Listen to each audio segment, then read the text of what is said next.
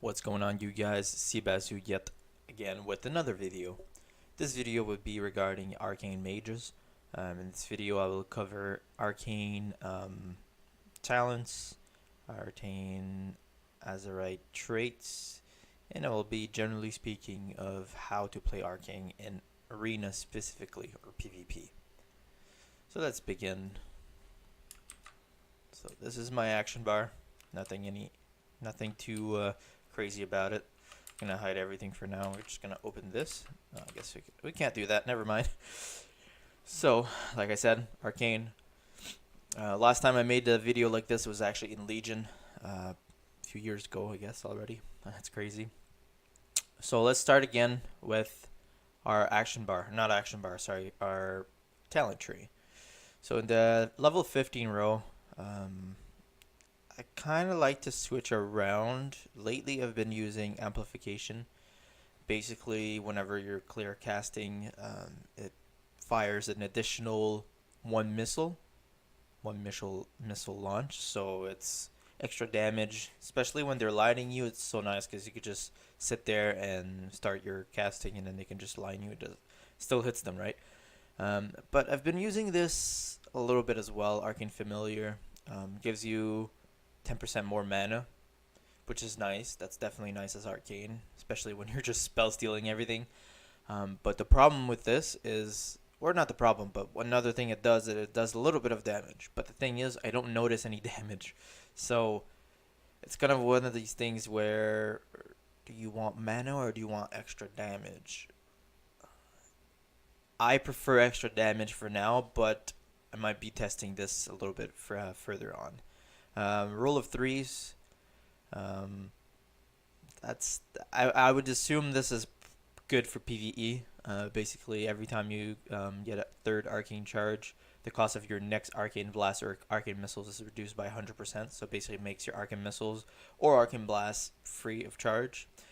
It's nice, but then again, if you're gonna have that, might as well use this one. Have the 10% extra, and that little passive damage. You know.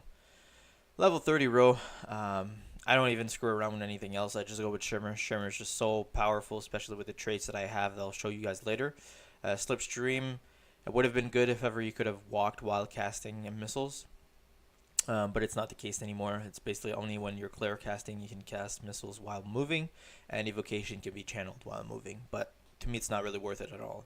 Mana Shield is really good, but it drains your mana by 50%, and mana is already a problem with Arcane Mage, so I don't think it's worth it at all.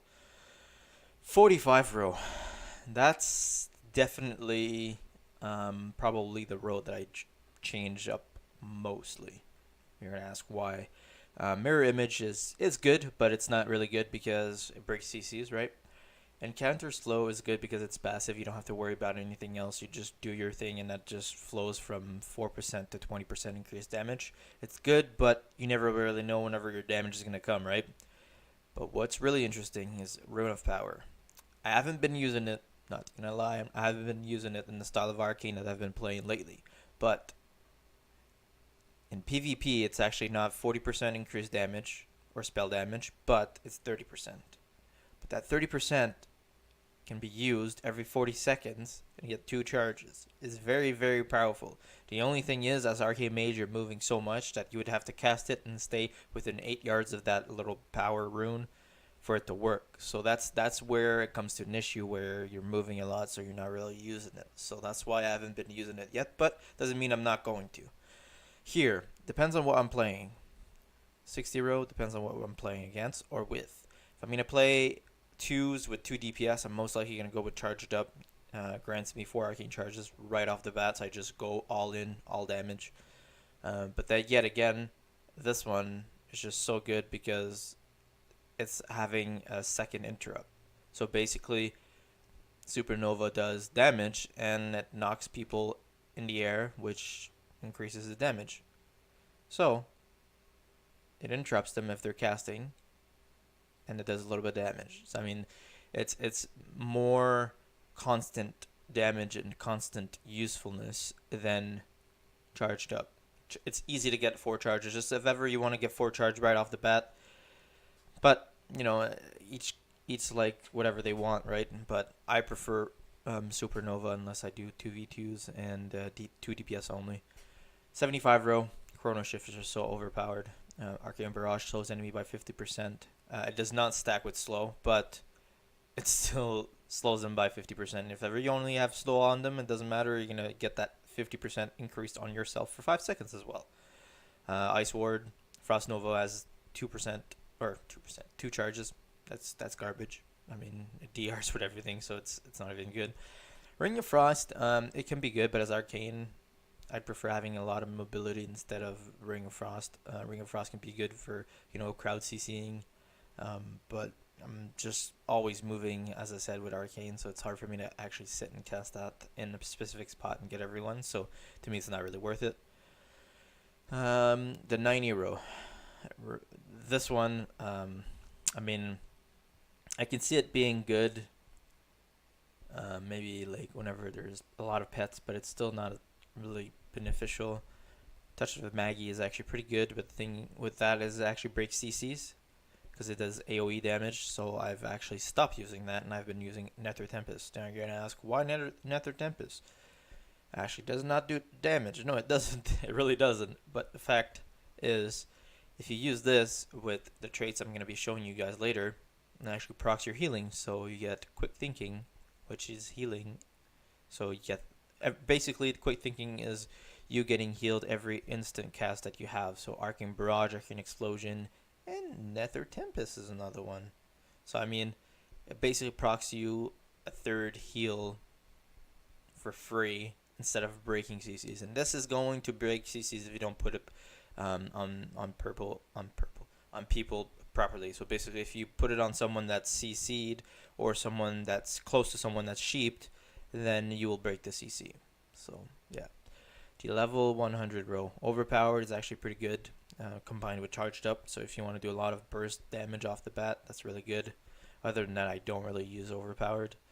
Titan Anomaly, it's pretty good, but then again, I think this would work well with Encounter Slow and Touch of the Maggie because you don't know when you're going to get any burst. But then again, I don't really use that because I don't like to go by, oh, you might get a burst, you might not. You don't know when you're going to get a burst, so just play and wait. I don't really like that. I like to know when I'm going to get a burst. Arcane Orb is just so good. It does damage every 20 seconds that you cast it. Also, every target that you hit, you get an arcane charge for it, so it's extremely powerful in my opinion. Now move on to our PvP talents. This one, if you're a human, I would go Relentless. I don't know why I had Gladiator's Medallion, but Relentless is just so powerful. Basically, all the incoming crowd control is reduced by 20%. Plus, you already have a human trinket, so it's just so powerful having them two combined. The first row, or the first pick, Arcane Empowerment. It's just so good. Clear casting can now stack 2 times. And increase the damage of arcane missiles by 5% per stack. So that's just insane.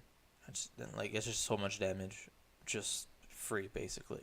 It's a little bit random, like I was speaking of earlier. I don't like random damage, but this is still so powerful. I'm just going to go literally on the ones I pick because I rarely change.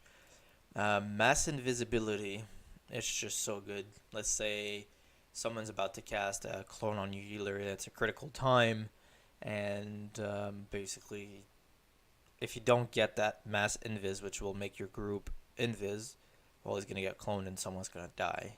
You always want to use that whenever in defense. I think is actually better than offense unless you're playing 2s. But then I use this offensively whenever I play Arcane Mage, Fire Mage in 2s, and then we'll go both invisible. And then whenever I'm ready and he's ready, or my partner's ready, I'm going to go Mass Invis, is going to cast a G-Pi or Greater Pyro freely invisible. So he can't get interrupted, he can't get seen or anything, so it's basically a free G-Pi. It's pretty good. Prismatic Cloak is actually pretty good. After your Shimmer, you take 50% less magical damage for 2 seconds. But it's just, to me, the 2 seconds it can be critical, but you have to basically time it so well. Kleptomania can be good, but as Arcane, Spellsteal is actually not, it doesn't require a lot of mana. So to me, it's actually more worth it to just spell steal whenever you can and whenever you want. You can spell steal 5 spells in 5 seconds instead of just doing one every 30 seconds, you know. Dampened Magic is decent, but I honestly don't really use it because I don't fight very much people that do dots. So Temporal Shield is actually just one of the best. You just have to be careful not to get purged or spell stolen by another mage. Basically, all the damage you take while this Temp Shield is active for 6 seconds, it'll get back to you for free. So it's actually pretty powerful. Let's go to traits. If we're gonna go here, oh, that's not what I wanted. First ring, Arcane Pummeling. I think Arcane Pummeling is actually pretty powerful. I don't think I have it on my other ones. Actually, I have it too. Just clear casting procs 10% more often, and each clear cast Arcane missiles deal 368 more damage than the previous one. So it's pretty good. And so basically all their missiles do more damage and more damage. Like, let's say you cast one series of missiles, the last one will do way more damage than the first one. Essentially, that's what it means. Arcane Pummeling does stack, so I have Arcane Pummeling twice, so it increases by 20%. It's pretty powerful. Equipoise, I don't really use Arcane Blast other than my opener, so it doesn't make that much of a difference. But the damage is increased by 431%. Whenever you're above 70% mana, so in the beginning you do 431 more damage. So it's good, but if I could have another Arcane Pummeling, that's definitely what I would do. And then while you're below 70%, Arcane Blast cost is reduced by 190, so less mana. Overwhelming Power is basically just extra damage. You have no control over it, but it's literally the best one in that trait, or that ring.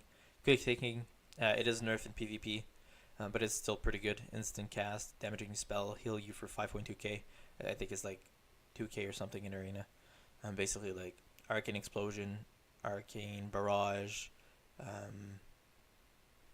what else? The Nether Tempest. We also have Arcane Orb. All those spells basically are instant, so they heal you. So it's kind of cool, you know. The last one obviously it would be to increase your item level, but I don't have it. Now we're gonna go with the shoulders. I do have Galvanizing Spark, which is not the best, but the reason why I run this one is because I'm gonna get Quick Thinking in 3 levels, so that's why I've been keeping this one. But basically, more damage Arcane Blast, but I don't use Arcane Blast. I really don't, so it's kind of just there. But if I use it, I have it. This one is just possibility of increasing your haste by 755 for 15 seconds. Apparently at night you also gain 10% movement speed, but I think that's bullcrap. This one, Blood Typhon, I think is the best one as well in this ring because it increases mastery and leech passively, so you don't have to do anything about it. So to me that's the best one. This row here,